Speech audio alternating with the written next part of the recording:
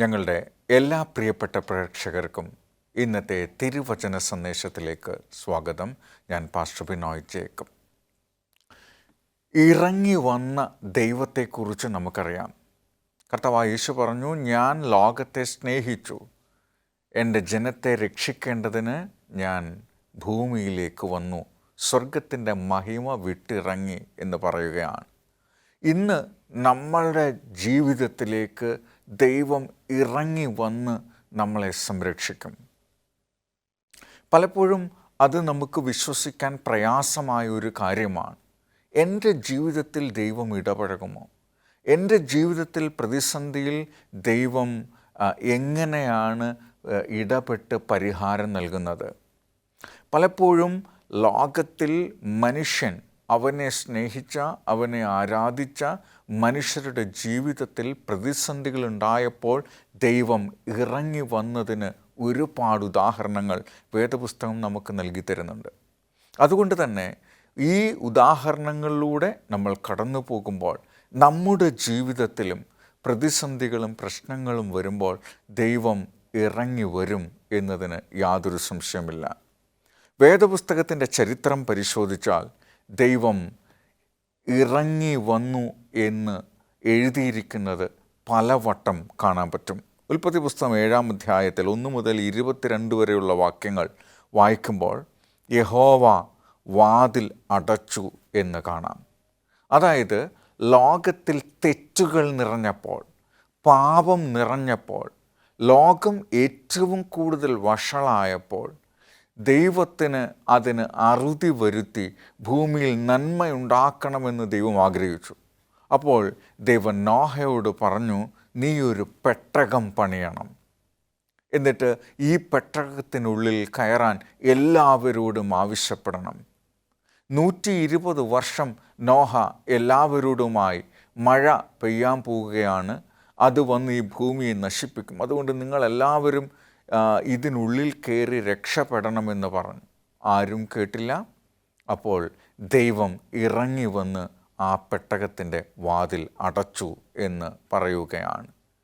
ദൈവം നമ്മളെ രക്ഷിക്കാൻ ആഗ്രഹിക്കുമ്പോൾ, പാപത്തിൽ നിന്ന്, രോഗത്തിൽ നിന്ന്, ദുഃഖത്തിൽ നിന്ന് ദൈവം നമ്മളെ രക്ഷിക്കാൻ ആഗ്രഹിക്കുമ്പോൾ, ദൈവം നമ്മളെ സുരക്ഷിതമാക്കാൻ വേണ്ടിയിട്ട് ദൈവം നമ്മുടെ ജീവിതത്തിലേക്ക് ഇറങ്ങി വരും.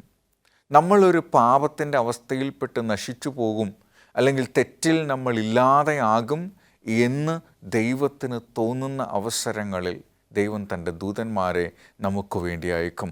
അവൻ കാവൽ മാലാഖമാരെ നമുക്ക് വേണ്ടി അയക്കും. പാപം പെരുകിയപ്പോൾ ദൈവം ഭൂമിയിലേക്ക് വന്നു. ഇനിയും പാപം പെരുകുന്ന ഒരു സന്ദർഭമുണ്ടായാൽ തീർച്ചയായിട്ടും ദൈവം ഭൂമിയിലേക്ക് ഇറങ്ങി വരിക തന്നെ ചെയ്യും. ദൈവം ഇറങ്ങി വന്ന് രക്ഷപ്പെട്ട, അല്ലെങ്കിൽ ദൈവത്തിൽ വിശ്വസിച്ച, ദൈവത്തെ അനുസരിച്ച ആളുകളെ രക്ഷപ്പെടുത്താൻ വേണ്ടിയിട്ടാണ് ദൈവം അന്ന് ഇറങ്ങി വന്നത്. നോഹയും നോഹയുടെ കുടുംബക്കാരും മാത്രമാണ് അന്ന് ആ പെട്ടകത്തിനുള്ളിൽ കയറാൻ ആഗ്രഹിച്ചത്. അവരെ രക്ഷപ്പെടുത്താനാണ് ദൈവം ഇറങ്ങി വന്നത്, അവരെ രക്ഷപ്പെടുത്താൻ. ഇന്നും പാപത്തിൽ നിന്ന് മനുഷ്യരെ രക്ഷിക്കാനും സുരക്ഷിതമാക്കാനും അവരുടെ ജീവൻ രക്ഷിക്കാനും കർത്താവ് ഇറങ്ങി വരും എന്നുള്ളതിൽ സംശയമില്ല. ഇനിയും ഉൽപ്പത്തി പുസ്തകം 19-ാം അധ്യായം 29-30 നമ്മൾ നോക്കുമ്പോൾ, കൈക്ക് പിടിച്ച് പട്ടണത്തിന് പുറത്തു കൊണ്ടുപോയി എന്നെഴുതിയിരിക്കുന്നത് കാണാം. ഇത് സോദോം ഗൊമോറയുടെ അവസ്ഥയാണ്. സോദോമിലും ഗൊമോറയിലും പാപം വളരെയധികം പെരുകി. 3 ദൂതന്മാർ ലോത്തിൻ്റെ ഭവനത്തിലേക്ക് വന്നു. ലോത്തിൻ്റെ ഭവനത്തിൽ വന്ന് അപ്പോൾ ആ രാത്രിയിൽ ആ നാട്ടിലുള്ള മുഴുവൻ പുരുഷരും കടന്നു വന്നിട്ട് ഈ വന്നവരെ ഭോഗിക്കുന്നതിന് വേണ്ടി ഇറക്കി വിടാൻ അവരോട് ആവശ്യപ്പെടുകയാണ്. എനിക്ക് തോന്നുന്നു സ്വവർഗരീതി ഏറ്റവും കൂടുതലുണ്ടായിരുന്ന, പാരമ്യത്തിലായിരുന്ന ഒരു കാലമാണത്. വീട്ടിലേക്ക് കടന്നു വന്ന 3 അതിഥികളെ അവർക്ക് ഭോഗിക്കാനായി വിട്ടുകൊടുക്കണമെന്ന് ആവശ്യപ്പെടുന്നത്ര അളവിൽ ഈ തെറ്റ് വളരെ പെരുകിയിരുന്ന ഒരു കാലമാണ്. അപ്പോൾ ആ നാടിനെ നശിപ്പിക്കുവാൻ ദൈവം ആഗ്രഹിച്ചു. പാപം പെരുകുമ്പോൾ പാപത്തിൻ്റെ കാരണത്തെയും പാപത്തെ പിന്തുണയ്ക്കുന്നവരെയും ഇല്ലാതാക്കണം എന്ന് ദൈവം ആഗ്രഹിക്കും. ആ സമയത്ത് ദൈവം ഇറങ്ങി വന്നു, ദൂതന്മാരെ അയച്ചു. മാത്രമല്ല, അവിടെയും രക്ഷിക്കാൻ ആഗ്രഹിച്ച, ദൈവത്തെ അനുസരിക്കാൻ ആഗ്രഹിച്ച ആളുകളെ, ലോത്തിനെയും കുടുംബത്തെയും കൈ പിടിച്ച് നഗരത്തിന് പുറത്തേക്ക് കൊണ്ടുപോയി. ഒരുപക്ഷെ ഒരു പാപത്തിൻ്റെ പ്രത്യേകമായ അവസ്ഥയിലാണ് നമ്മൾ ജീവിക്കുന്നതെങ്കിൽ ആ പാപത്തിൽ നിന്ന് നമ്മൾ പെട്ടുപോകാതിരിക്കാനും ആ പാപത്തിന് ലഭിക്കുന്ന ശിക്ഷ നമുക്ക് ലഭിക്കാതിരിക്കാനും ദൈവം നമ്മളെ സാഹചര്യങ്ങളിലൂടെ ദൂതന്മാരെ അയച്ച് ആ സാഹചര്യത്തിൽ നിന്ന് പുറത്തു കൊണ്ടുപോകും. അത്ര വലിയ സ്നേഹമാണ് ദൈവം. ദൈവം അത്രമാത്രം നമ്മളെ സ്നേഹിക്കുന്നത് കൊണ്ട് പാപത്തിലോ പാപത്തിൻ്റെ അനന്തരഫലത്തിലോ പെട്ട് വിഷമിക്കുന്നത്, നരകിക്കുന്നത് കാണാൻ ദൈവം ആഗ്രഹിക്കുന്നില്ല. ദൈവം ആ സന്ദർഭത്തിൽ നമ്മുടെ ജീവിതത്തിലേക്ക് ഇറങ്ങി വരികയും നമ്മളെ കൈക്ക് പിടിച്ച് ആ സാഹചര്യത്തിൽ നിന്ന് പുറത്തു കൊണ്ടുപോകും. ഇത് ദൈവവാഗ്ദത്തമാണ്, ഇത് ഉറപ്പാണ്. കാരണം അവൻ നമ്മളെ അത്രമാത്രം സ്നേഹിക്കുന്നു. നമ്മൾ നശിച്ചു പോകാൻ ദൈവം ആഗ്രഹിക്കുന്നില്ല. അതുകൊണ്ട് അവൻ നമ്മളെ നമ്മുടെ ജീവിതത്തിലേക്ക് ഇറങ്ങി വന്ന് നമ്മളെ കൈ പിടിച്ച് ഈ സാഹചര്യത്തിൽ നിന്ന് ദൈവം നമ്മളെ പുറത്തു കൊണ്ടുപോകും. അത് ഏത് നിമിഷത്തിലും ഇപ്പോഴും ദൈവം നമ്മുടെ ജീവിതത്തിലേക്ക് ഇറങ്ങി വരും. പാപം പെരുകുമ്പോൾ ദൈവം ഇറങ്ങി വരും. ദൈവം അവരെ രക്ഷിക്കും, അവനെ അനുസരിക്കുന്നവരെ. നിർബന്ധമായി ദൈവം അവരെ പറഞ്ഞയക്കുകയാണ് ആ അപകടത്തിൽ നിന്ന്. നമ്മൾ അറിയാതെ തന്നെ നിങ്ങളുടെ ജീവിതത്തെക്കുറിച്ച് നിങ്ങൾ ആലോചിച്ച് നോക്കൂ. നിങ്ങൾ ഒരു വലിയ അപകടത്തിൽ പെട്ടുപോകുമ്പോൾ, നിങ്ങളൊരു വലിയ തെറ്റ് ചെയ്യാനുള്ള സാഹചര്യം ഉണ്ടാകുമ്പോൾ, നിങ്ങൾ അതിൽ നിന്ന് അത്ഭുതകരമായി മാറിപ്പോയി എന്ന് തോന്നിയിട്ടുണ്ടെങ്കിൽ ശരിക്കും നിങ്ങളുടെ ജീവിതത്തിലേക്ക് ദൈവം ഇറങ്ങി വന്നു എന്നതിൻ്റെ തെളിവാണ് പ്രിയമുള്ളവരെ. ചുറ്റും തീ നിറഞ്ഞപ്പോൾ ദൈവം അബ്രഹാമിനെ ഓർത്തു. ഉൽപ്പത്തി പുസ്തകം 19:29 ചുറ്റും അഗ്നി, സൊദോം ഗൊമോറയിൽ അഗ്നി ഇറങ്ങി ആ നാട് നശിക്കുമ്പോൾ ദൈവത്തെ അനുസരിച്ച ജനത്തെ ദൈവം ഓർത്തു എന്ന് പറയാണ്. ഇത്ര മാത്രം സ്നേഹിക്കുന്ന ദൈവത്തെ നമ്മൾ തിരിച്ച് സ്നേഹിക്കുകയും ആ സ്നേഹത്തെ അംഗീകരിക്കുകയും ചെയ്യുമ്പോൾ, നമ്മൾ അപകടത്തിൽപ്പെടുന്ന സാഹചര്യമുണ്ടാകുമ്പോൾ, നമ്മൾ ദുഃഖത്തിലാകുമ്പോൾ, നമ്മൾ പ്രയാസത്തിലാകുമ്പോൾ, നമ്മൾ പ്രതിസന്ധിയിലാകുമ്പോൾ ദൈവം ഇറങ്ങി വരും, ദൈവം നമ്മളെ ഓർക്കും എന്ന് ഈ സന്ദർഭം നമ്മളെ ഓർമ്മിപ്പിക്കുകയാണ്. അബ്രഹാമിൻ്റെ ജീവിതത്തിൽ ദൈവം അബ്രഹാമിനെ ആ പ്രതിസന്ധി ഘട്ടത്തിൽ ഓർത്തെങ്കിൽ നമ്മളുടെ പ്രതിസന്ധി ഘട്ടത്തിൽ ദൈവം നമ്മളെ ഓർക്കും എന്നത് സൂചിപ്പിക്കുന്നു. ഇനി 1 ശമൂവേൽ 23:26 ശൗലിനെ ഒഴിഞ്ഞു പോകുവാൻ ദാവീദ് വളരെ ബന്ധപ്പെട്ടു എന്ന് പറയുകയാണ്. ദാവീദ് രാജാവ്, അദ്ദേഹം അഭിഷേകം പ്രാപിച്ചു ചെറിയ പ്രായത്തിൽ തന്നെ രാജാവായിട്ട് ഇസ്രായേലിൻ്റെ. എന്നാൽ രാജാത്തിൻ്റെ അധികാരം കിട്ടാനായിട്ട് വൈകി. ആ സമയത്ത് അന്ന് രാജാവായിരുന്ന ശൗൽ രാജാവിൻ്റെ സന്നിധിയിൽ പോവുകയും ദൈവം ദാവീദിനെ ഉപയോഗിച്ചുകൊണ്ട് ആ രാജ്യത്തിന് വേണ്ടി വൻ കാര്യങ്ങൾ ചെയ്തു. ഗോലിയാത്തിനെ തോൽപ്പിച്ചു, ഇസ്രായേലിനെ രക്ഷിക്കുകയാണ്. ഈ സന്ദർഭത്തിൽ ശൗൽ രാജാവിന് ദാവീദിനോട് അതിഭയങ്കരമായ അസൂയ തോന്നി. അപ്പോൾ അവനെ കൊന്നു കളയാനായിട്ട് ശൗൽ രാജാവ് തീരുമാനിക്കുന്നു. എന്നാൽ ശൗലിൻ്റെ ഈ ഒരു വലിയ കെണിയിൽ നിന്നും ഒഴിഞ്ഞു പോകാൻ ദാവീദ് വളരെയധികം ബന്ധപ്പെട്ട സന്ദർഭങ്ങളിൽ കർത്താവ് ദാവീദിൻ്റെ ജീവിതത്തിൽ ഇറങ്ങി വന്ന് സംരക്ഷിക്കുന്നു. നോക്കൂ, ഇത്തരം സാഹചര്യങ്ങൾ നമ്മുടെ ജീവിതത്തിൽ ഉണ്ടായേക്കാം. നമ്മൾ ദൈവത്തെ അനുസരിക്കുകയും ദൈവത്തെ സ്നേഹിക്കുകയും ചെയ്യുമ്പോൾ ദൈവം നമ്മുടെ ജീവിതത്തെ അനുഗ്രഹിക്കുകയും സംരക്ഷിക്കുകയും ചെയ്യുന്നത് കാണുമ്പോൾ ശത്രുക്കൾക്ക് അസൂയ തോന്നിയേക്കാം. അവർക്ക് നമ്മളോട് ദേഷ്യം തോന്നാം, അവർക്ക് നമ്മളോട് പക തോന്നാം, അവർ നമ്മളോട് ശത്രുതാ മനോഭാവത്തിൽ ഇടപഴകുമ്പോൾ ദൈവം നിങ്ങളുടെ ജീവിതത്തിലേക്ക് വരും. ദാവീദിനെ രക്ഷിക്കുവാൻ ദൈവം ഇറങ്ങി വന്നു. ശത്രുവിനെ ഒഴിഞ്ഞു പോകാൻ കഴിയാത്ത അവസ്ഥയിൽ ദൈവം ദൂതന്മാരെ ഇറക്കി ദാവീദിൻ്റെ ശത്രുവിനെ മടക്കി വിളിച്ചു എന്ന് പറയുകയാണ്. പ്രിയ സ്നേഹിത, നിങ്ങൾ ഇത്തരം സാഹചര്യത്തിലൂടെ കടന്നു പോയിട്ടുണ്ടോ? ഒരു പക്ഷേ ദൈവത്തെ അനുസരിക്കുമ്പോൾ ലഭിക്കുന്ന നന്മകൾ കാണുമ്പോൾ മറ്റുള്ളവർക്ക് നമ്മളോട് ദേഷ്യം തോന്നി അവർ നമ്മളെ പകയ്ക്കുമ്പോൾ, അവരെ അങ്ങനത്തെ സാഹചര്യം ഉണ്ടാകുമ്പോൾ ദൈവം ദൂതന്മാരെ അയച്ച് നമ്മളെ രക്ഷിക്കും. ദാവീദിനെ ദൈവം സംരക്ഷിച്ചതുപോലെ ദൈവം നമ്മളെ സംരക്ഷിക്കും. 1 ശമൂവേൽ 23:29 ദാവീദോ അവിടം വിട്ട് കയറിപ്പോയി എന്ന് പറയാണ്. നമുക്ക് ദൈവം വ്യക്തിപരമായിട്ടാണ് രക്ഷിക്കുന്നത്. ദൈവം കോർപ്പറേറ്റായിട്ടല്ല വരുന്നത്, ഒരു കൂട്ടം ജനത്തെ അല്ല. ദൈവം ഓരോ ഇൻഡിവിജ്വലിനെയും ഓരോ വ്യക്തിയെയും കാണുന്നു.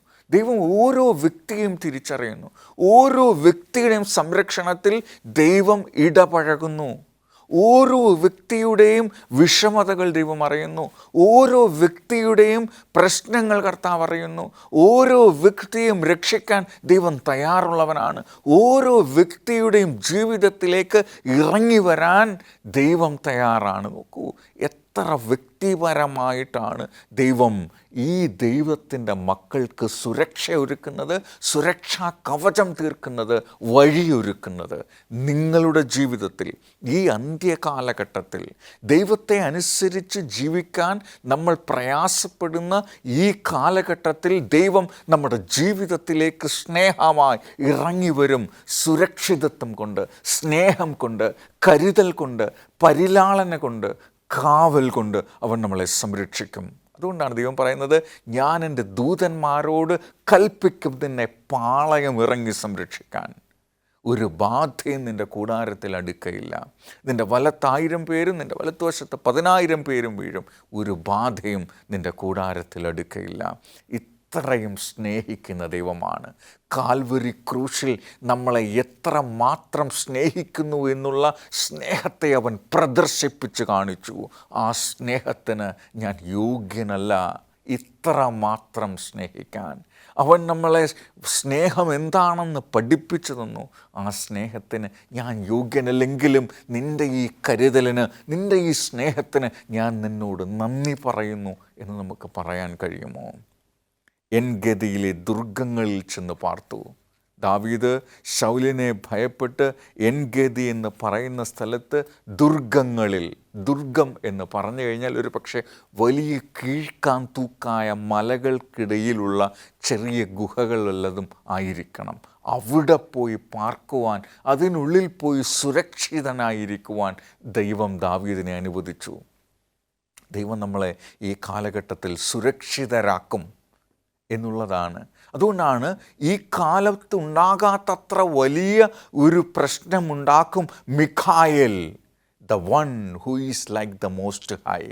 അവൻ നമുക്ക് വേണ്ടി എഴുന്നേറ്റ് വരും എന്ന് ദൈവം നമുക്ക് ഉറപ്പ് വരുന്നത്. മിഖായേൽ, ദൈവത്തിൻ്റെ ദൂതൻ, ഓരോ ഘട്ടത്തിലും എൻ്റെ ജീവിതത്തിൽ പ്രതിസന്ധി ഉണ്ടാകുമ്പോൾ ഇറങ്ങി വന്ന് നമ്മളെ സംരക്ഷിക്കുമെന്ന് ഉറപ്പ് വരുന്നു. അതുകൊണ്ടാണ് യേശു പറഞ്ഞത്, ഞാൻ നിന്നെ ഒരു നാളും അനാഥനായി വിടുകയില്ല. നിങ്ങൾ ഈ സ്നേഹത്തെ തിരിച്ചറിയുമെങ്കിൽ, അവൻ്റെ സ്നേഹത്തെ മനസ്സിലാക്കുമെങ്കിൽ, അവൻ്റെ സ്നേഹത്തിൽ ജീവിക്കാൻ ആഗ്രഹിക്കുമ്പോൾ ദൈവത്തിൻ്റെ സുരക്ഷ നിങ്ങൾക്കൊപ്പമുണ്ടാകും എന്നുള്ളതിൻ്റെ ഉറപ്പാണ് ഈ വാക്കുകൾ. നോക്കൂ, ദാനിയേൽ 6-ാം അധ്യായം 23 മുതൽ 21, 22 കാര്യങ്ങളിൽ എൻ്റെ ദൈവം തൻ്റെ ദൂതനെ അയച്ച് അവരുടെ ആ സിംഹത്തിൻ്റെ വായ അടച്ചു കളഞ്ഞു എന്ന് പറയുകയാണ്. സിംഹത്തിൻ്റെ വായ അടച്ചു കളഞ്ഞു. നോക്കൂ, ഇവിടെ ദാനിയേലും കൂട്ടരും അന്നത്തെ രാജാവിനെ ആരാധിക്കാനായി നിർബന്ധിക്കപ്പെടുകയാണ്. രാജാവിനെ, ഈ ഇസ്രായേൽ ജനത്തെ, ഈ നാട്ടിലെ ചില ആളുകൾ രാജാവിനെ ബഹുമാനിക്കുന്നില്ല, അവർ രാജാവിനെ അംഗീകരിക്കുന്നില്ല എന്ന് പറഞ്ഞപ്പോൾ രാജാവ് പറയുന്നു, എന്നെ അംഗീകരിക്കാത്തവരെ കൊന്നുകളയണം, അവരെ സിംഹക്കുഴിയിൽ വലിച്ചെറിയണം എന്ന് തീരുമാനിച്ചു. മറ്റുള്ളവരുടെ സ്വാധീനം കൊണ്ടാണ് അത് സംഭവിക്കുന്നത്. ഈ അന്ത്യകാലത്ത് ആരാധന ഏറ്റവും പ്രധാനപ്പെട്ട ഒരു കാര്യമായി വരും. അതുകൊണ്ടാണ് വെളിപ്പാട് പുസ്തകം 13-ാം അധ്യായത്തിൻ്റെ അവസാനത്തിൽ പറയുന്നത്, മൃഗത്തിൻ്റെ മുദ്ര കൈമേലോ നെറ്റിമേലോ ഏൽക്കാത്തവർക്ക് വിൽക്കുവാനും വാങ്ങുവാനും കഴിയില്ല. അവരെ പിന്തുടരും ശത്രുവായവൻ. അത്തരം സന്ദർഭങ്ങളിൽ ദൈവം പറയുന്നു, ഞാൻ നിങ്ങളെ സംരക്ഷിക്കും. ആരാധിക്കാൻ, ദൈവത്തെ യഥാർത്ഥത്തിൽ ആരാധിക്കാൻ വേണ്ടി നമ്മൾ കഷ്ടത അനുഭവിക്കേണ്ടി വരുമ്പോൾ ദൈവം നമ്മുടെ ജീവിതത്തിൽ ഇറങ്ങി വരും. ദാവീദിൻ്റെ ജീവിതത്തിൽ അതാണ് ദാനിയേലിൻ്റെ ജീവിതത്തിൽ അതാണ് സംഭവിച്ചത്.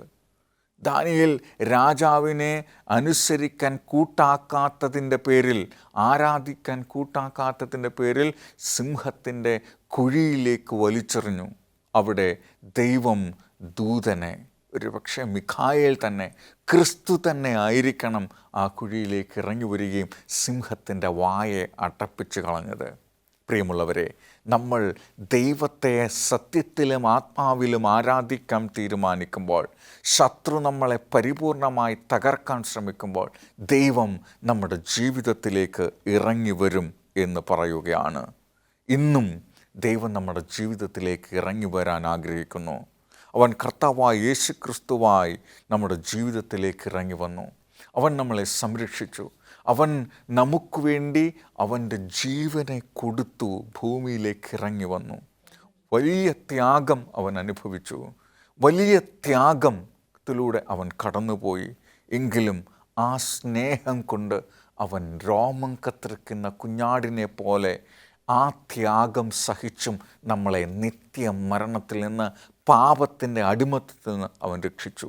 റിയലായി ഈ ഭൂമിയിലേക്ക് ഇറങ്ങി നമ്മുടെ ഒരു ജ്യേഷ്ഠ സഹോദരനായി ഇവിടെ ജീവിച്ച്, ഇവിടുത്തെ കഷ്ടതകളും പ്രയാസങ്ങളും അനുഭവിച്ച്, നമ്മൾ അനുഭവിക്കുന്ന ഓരോ പരീക്ഷണവും, ഓരോ ത്യാഗവും, ഓരോ വിഷമവും, ദാഹവും വിശപ്പും വേർപാടും ഒറ്റപ്പെടലും ഒക്കെ അനുഭവിച്ച് കർത്താവായ യേശു ക്രിസ്തു നമുക്ക് വേണ്ടി ഇറങ്ങി വന്ന് ജീവിച്ച് കാണിച്ചു തന്നു എങ്ങനെ ജീവിക്കുമെന്ന്. അത്രമാത്രം മാതൃകയായ രീതിയിൽ കർത്താവായ യേശു ക്രിസ്തു നമുക്ക് വേണ്ടി ഈ ഭൂമിയിലേക്ക് ഇറങ്ങി വന്നു. ഇന്നും ഇപ്പോഴും കർത്താവായ യേശു ക്രിസ്തു വരും. കർത്താവ് പറഞ്ഞു, ഞാൻ പോകുന്നു, ഞാൻ പോയാൽ ഒരു കാര്യസ്ഥനെ നിങ്ങളുടെ അടുത്തേക്ക് അയക്കും.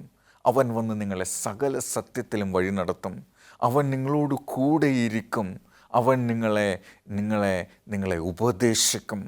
ദൈവത്തിൻ്റെ പരിശുദ്ധാത്മാവായി കർത്താവ് ഇന്നും നമ്മളോട് കൂടെയുണ്ട്. അവൻ ഇപ്പോഴും സാന്നിധ്യമായി നമ്മുടെ ജീവിതത്തിലേക്ക് ഇറങ്ങി വരുന്നുണ്ട്. തീമോഥെയോസിൻ്റെ ജീവിതത്തിലും കർത്താവായ യേശു ക്രിസ്തു ഇറങ്ങി വന്നിട്ടുണ്ട്. അവർ ദൈവത്തിൻ്റെ അപ്പോസ്തലന്മാർ കാരാഗൃഹത്തിൽ കിടന്നപ്പോൾ അവർ പ്രാർത്ഥിക്കുമ്പോൾ ദൈവം ഇറങ്ങി വന്ന് ആമത്തിൽ നിന്ന്, കാരാഗൃഹത്തിൽ നിന്ന് അവരെ വിടുവിച്ചു കൊണ്ടുപോയി എന്ന് നമ്മൾ നിൽക്കുന്നു. യെശയ്യാവ് നമുക്ക് ഉറപ്പ് തരികയാണ്, കർത്താവ് നമ്മളെ വിടുവിക്കാൻ വേണ്ടി വീണ്ടും വരും. ഇനി ഒരിക്കൽ ഈ പ്രതിസന്ധി നമ്മുടെ ജീവിതത്തിലുണ്ടാകുമ്പോൾ, ഒരു വലിയ പാപത്തിൻ്റെ പ്രതിസന്ധിയിലൂടെ കടന്നു പോകുമ്പോൾ കർത്താവ് പറഞ്ഞു, ഞാൻ ഒരിക്കൽ കൂടെ ഇറങ്ങി വരും. നിങ്ങളുടെ ഹൃദയം കലങ്ങിപ്പോകരുത്. എന്നിൽ വിശ്വസിപ്പിൻ, എൻ്റെ പിതാവിലും വിശ്വസിപ്പിൻ. ഞാൻ നിങ്ങൾക്ക് സ്ഥലമൊരുക്കുവാൻ പോകുന്നു. ഞാൻ പോയി സ്ഥലമൊരുക്കിയാൽ ഞാൻ ഇരിക്കുന്നിടത്ത് നിങ്ങളും ഇരിക്കേണ്ടതിന് പിന്നെയും വന്ന് നിങ്ങളെ എൻ്റെ അടുക്കൽ ചേർത്തുകൊള്ളും. ഞാൻ ഒരിക്കൽ കൂടെ ഇറങ്ങി വരും. ഞാൻ ഒരിക്കൽ കൂടെ ഇറങ്ങി വരും നിങ്ങളെ കൊണ്ടുപോകാൻ. യേശു പറഞ്ഞു, ഇതാ ഞാൻ വേഗം വരുന്നു. ഇതാ ഞാൻ വേഗം വരുന്നു. ഇതാ ഞാൻ സകലവും പുതുതാക്കാൻ പോകുന്നു. ഇന്ന് നിങ്ങൾ അനുഭവിക്കുന്ന കഷ്ടതകൾ എന്താണ്? സാമ്പത്തികമായ ബുദ്ധിമുട്ടുകളുണ്ടോ? നിങ്ങളുടെ കുഞ്ഞുങ്ങൾക്ക് ആഗ്രഹിക്കുന്ന ആഹാരം, വസ്ത്രം വാങ്ങിക്കൊടുക്കാൻ പറ്റുന്നില്ലേ? നിങ്ങൾ ആഗ്രഹിക്കുന്ന വിദ്യാഭ്യാസം അവർക്ക് കൊടുക്കാൻ പറ്റുന്നില്ലേ? ജീവിതം ഇത്രമാത്രം നരകമാണോ? രോഗങ്ങൾ വന്നിരിക്കുന്നു. ഈ രോഗങ്ങൾക്കൊക്കെ ഇത്ര വില കൊടുത്ത് സൗഖ്യം കൊടുക്കാൻ അല്ലെങ്കിൽ ട്രീറ്റ്മെൻറ്റ് കൊടുക്കാൻ ഞങ്ങൾക്ക് പറ്റുന്നില്ല. നമ്മളെ നിരാശയിലേക്ക് ആഴ്ത്തി ഇറക്കുന്ന എന്തെന്ത് സംഭവങ്ങൾ, എന്തെന്ത് പ്രശ്നങ്ങളാണ് നമ്മൾ ഓരോ നിമിഷവും അനുഭവിച്ചു കൊണ്ടിരിക്കുന്നതെന്ന് നമ്മൾ ഓർക്കണം. കർത്താവ് പറയുന്നു, ഞാനിതാ വേഗം വരുന്നു. മറ്റ് വേദപുസ്തകത്തിലെ കഥാപാത്രങ്ങളുടെ ജീവിതത്തിലേക്ക് കർത്താവായി ഇറങ്ങി വന്നതുപോലെ എന്നെയും നിങ്ങളെയും രക്ഷിക്കാൻ യേശു ക്രിസ്തു വേഗം വരുന്നു. ഞാൻ വേഗം വരുന്നു എന്ന് പറഞ്ഞു. വരുവാനുള്ളവൻ ഇനിയും താമസിക്കുകയില്ല. അവൻ നമ്മളെ ചേർക്കുവാനായിട്ട് ഇറങ്ങി വരുന്നു. ഇനി രോഗവും ദുഃഖവും മരണവും മുറവിളിയും ഉണ്ടാകുകയില്ല. സമുദ്രം ഇനിയില്ല. ഞാൻ എൻ്റെ കൈകൊണ്ട് അവരുടെ കണ്ണിലെ കണ്ണുനീര് തുടയ്ക്കും. അവർ എൻ്റെ ജനമായും ഞാൻ അവരുടെ ദൈവമായും എന്നേക്കും താമസിക്കും. കർത്താവ് നമ്മളെ രക്ഷിക്കുവാനായി ഒരിക്കൽ കൂടി ഇറങ്ങി വരാൻ പോകുകയാണ്. ആ യേശു നമ്മളെ രക്ഷിക്കാൻ ഇറങ്ങി വരുമ്പോൾ നിങ്ങൾ എവിടെയായിരിക്കും? അവൻ്റെ സംരക്ഷണം നിങ്ങൾക്ക് ആവശ്യമുണ്ടോ? അവൻ്റെ കരുതൽ നിങ്ങൾ ആഗ്രഹിക്കുന്നുണ്ടോ? അത് തിരിച്ചറിയാൻ നിങ്ങൾ ആഗ്രഹിക്കുന്നുണ്ടെങ്കിൽ കർത്താവിനോട് പറയൂ, കർത്താവേ, നീ എന്നെ രക്ഷിക്കുന്നത് കാണാൻ ഞാൻ ആഗ്രഹിക്കുന്നു. ഗേഹസി കാണാൻ ആഗ്രഹിച്ചതുപോലെ കർത്താവേ, നീ എൻ്റെ രക്ഷകനായി എന്നെ സംരക്ഷിക്കുന്നത് ഓരോ നിമിഷവും തിരിച്ചറിയാൻ ഞാൻ തയ്യാറാണ്.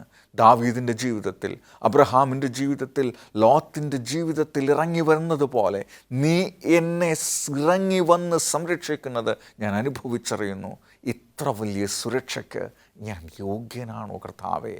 നന്ദി നിൻ്റെ ത്യാഗത്തിന്, നിൻ്റെ സ്നേഹത്തിന്, നിൻ്റെ കരുതലിന്, നിൻ്റെ സുരക്ഷിതത്വത്തിന്, നിൻ്റെ കാവൽ മാലാഖയ്ക്ക് ഞാൻ നന്ദി പറയുന്നു. എൻ്റെ ജീവിതം നിനക്ക് വേണ്ടി ജീവിക്കാൻ ഞാനിപ്പോൾ സമർപ്പിക്കുകയാണ്. കാരണം നീ ഇറങ്ങി വന്ന ദൈവമാണ്, നീ ഇറങ്ങി വന്ന സ്നേഹമാണ്, നീ ഞങ്ങൾക്ക് വേണ്ടി ത്യാഗമായതാണ്. നീ ഞങ്ങളെ സംരക്ഷിക്കുവാൻ ഓരോ നിമിഷവും കാവലായിരിക്കുന്ന ഇസ്രായേലിൻ്റെ ഉറങ്ങാത്ത മയങ്ങാത്ത പരിശുദ്ധനാണ് ആ ദൈവം. ഇന്നും എൻ്റെ ജീവിതത്തിന് കാവലുണ്ട്, സുരക്ഷയായി കൂടെയുണ്ട് എന്ന് ഞാൻ വിശ്വസിക്കുന്നു കർത്താവേ. അതിൽ നിങ്ങൾ വിശ്വസിക്കുന്നുണ്ടെങ്കിൽ നമുക്ക് പ്രാർത്ഥിക്കാം. നിങ്ങളെ സ്നേഹിക്കുന്ന സ്വർഗപിതാവേ, നിൻ്റെ സുരക്ഷിതത്വം ഈ നിമിഷം തിരിച്ചറിയാൻ ഞാൻ ആഗ്രഹിക്കുന്നു. നിൻ്റെ കാവലിന് നന്ദി കർത്താവേ, നിൻ്റെ ത്യാഗത്തിന് നന്ദി കർത്താവേ. ഞാൻ ഒരിക്കലും ഈ കരുതലിന് യോഗ്യതയുള്ളവനല്ല, ഈ കരുണയ്ക്ക് ഞാൻ യോഗ്യനല്ല, ഈ സ്നേഹത്തിന് യോഗ്യതയുള്ളെങ്കിലും നീ ഞങ്ങളെ സ്നേഹിച്ചതുകൊണ്ട്, കരുതുന്നതുകൊണ്ട് സംരക്ഷണത്തിന് നന്ദി. ആ സംരക്ഷണത്തിൽ പൂർണ്ണമായിരിക്കാൻ ഞാൻ സ്വയം സമർപ്പിക്കുന്നു. അവിടുന്ന് എന്നെ സ്വീകരിക്കണമേ. ആമേൻ, ആമേൻ. ദൈവം നമ്മളെ ഓരോരുത്തരെയും അനുഗ്രഹിക്കട്ടെ. ഈ സന്ദേശം നിങ്ങൾക്ക് ഇഷ്ടമായെങ്കിൽ നിങ്ങളുടെ പ്രിയപ്പെട്ടവർക്ക് കൂടി പകർന്നു കൊടുക്കുക. കൂടുതൽ സന്ദേശങ്ങൾ ലഭിക്കുന്നതിന് ഞങ്ങളുടെ വെബ്സൈറ്റ് സന്ദർശിക്കൂ. ദൈവം അതുവരെയും നമ്മളെ കാത്തുപരിപാലിക്കട്ടെ. ആമേൻ.